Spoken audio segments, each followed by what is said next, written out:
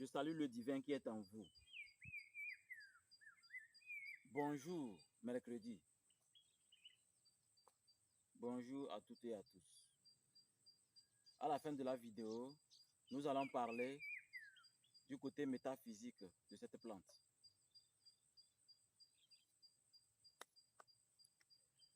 Le rapport de force.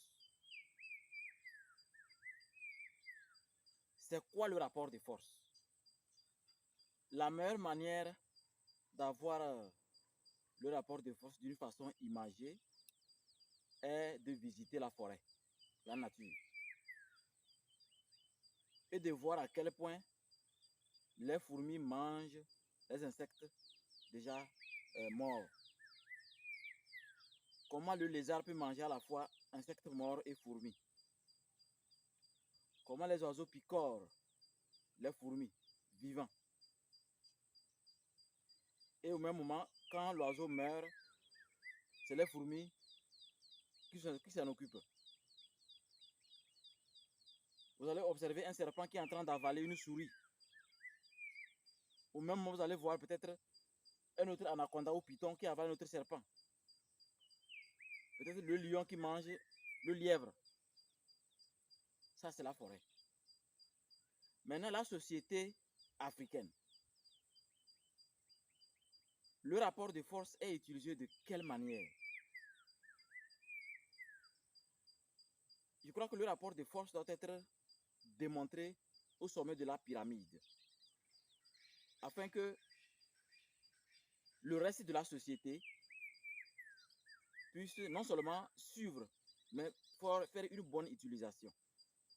Alors que la seule manière d'utiliser bien le rapport de force est d'abord de sentir le besoin et l'utilité du rapport de force.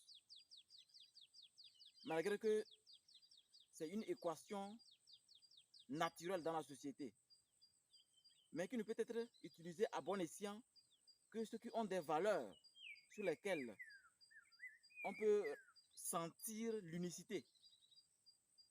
L'unicité. Au même moment, vous allez voir que les pintades, je dis bien les pintades peuvent se réunir pour repousser la perdrix ou peut-être quelque chose qui menace leur vie, comme par exemple un serpent. Que vous êtes plusieurs à faire une chose, cette chose a de la valeur. Mais le rapport de force, si ce rapport n'est pas utilisé au sommet de la pyramide, le reste ne peut pas s'en occuper d'une façon correcte, en tenant compte des lois de l'ange de la mort.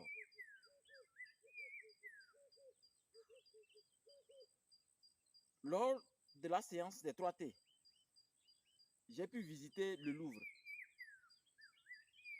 J'ai visité un autre musée que je ne vais pas donner le nom, en France bien sûr,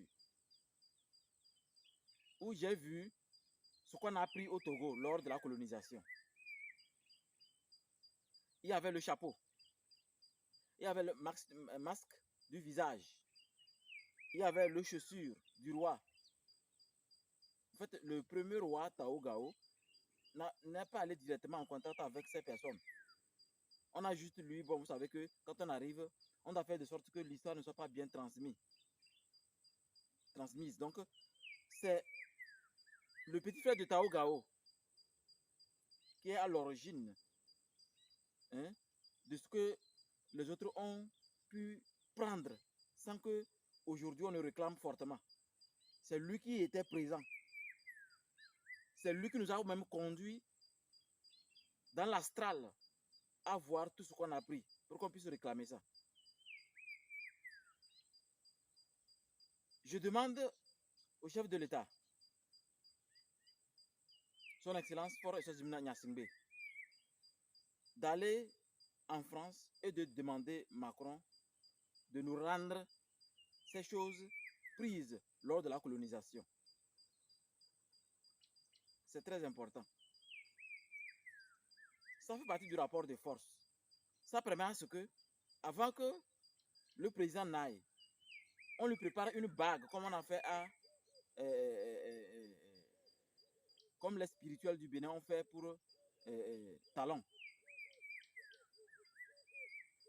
Parce que la bague doit être tournée quand le président Macron prendra la parole. Pour que le côté spirituel garde toujours le rapport de force. On a toujours dépassé spirituellement le colon. Et ça continue toujours. L'objectif de tourner la bague n'est pas aussi trop mystique, mais c'est un objectif. C'est pour dire que la seconde phase arrive. La phase où on réclame autre chose. Mais d'abord, il faut réclamer nos objets culturels qui ont été ramassés. C'est la première étape. Et après le protocole, on doit tourner la bague. Quand vous serez en face du monde entier, où les deux présidents doivent faire des approches d'explication, des approches de communication. Donc il faut réclamer ça et pouvoir activer le pouvoir de la bague pour que la prochaine étape ne soit favorable. Et ce rapport de force dans l'astral, c'est une obligation de le faire. Nous risquons de ne jamais avoir accès au pouvoir réel du Togo, ni de développer notre pays comme il se doit. C'est très important parce que tout ce qu'on fait pour que tout le monde se porte bien, ça a une valeur dans l'astral. Votre grand maître, Maître Ramsès II, organise un grand séminaire de formation en présentiel au centre de l'école spirituelle Ambiam et en ligne par vidéoconférence Zoom du 19 au 21 novembre 2021. Les blocages, les malchances et les malédictions sont dus au fait que, en tant qu'être humain, notre karma ou les sorciers négatifs prennent le vilain malin plaisir de nous parasiter en envoyant toutes sortes de choses négatives dans nos vies. Ainsi, suivez le séminaire du grand maître spirituel sur le thème les 777 bains secrets, des bains spirituels des eaux sacrées, des montagnes et des mers.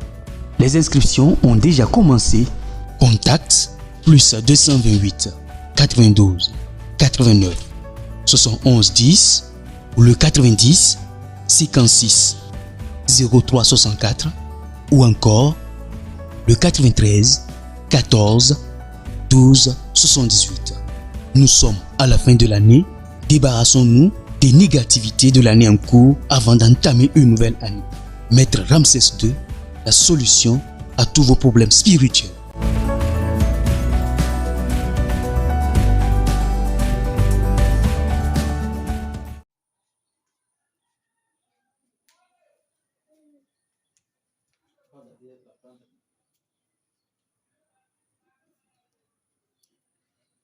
Donc voici la plante.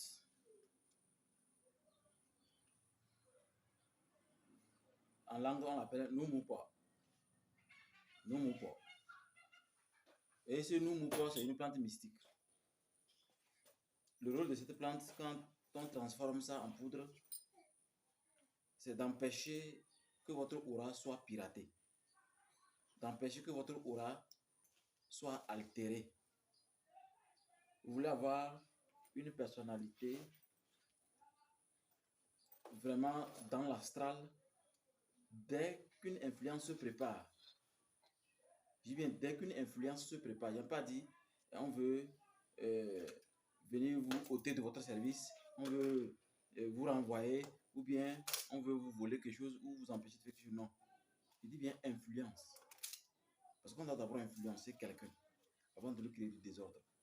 Alors voici la plante qui vous permet non seulement d'empêcher l'influence, mais d'avoir l'image parfaite de celui qui est ou qui veut influencer. Vous savez que beaucoup utilisent les visages des autres ou bien le corps des autres dans l'astral pour faire du mal, pour faire de n'importe quoi. Ceci permet à ce que dès qu'une personne utilise une autre image ou autre chose, la personne sera démasquée. C'est comme mettre un voile sur le visage pour aller faire du mal à quelqu'un dans l'astral ou bien aller faire des gaspillages. Quoi qu'il en soit, avec cette plante, vous allez pouvoir protéger votre aura. Il suffit de la piler proprement et d'en faire soit le savon, soit dans le bain, faire un bain.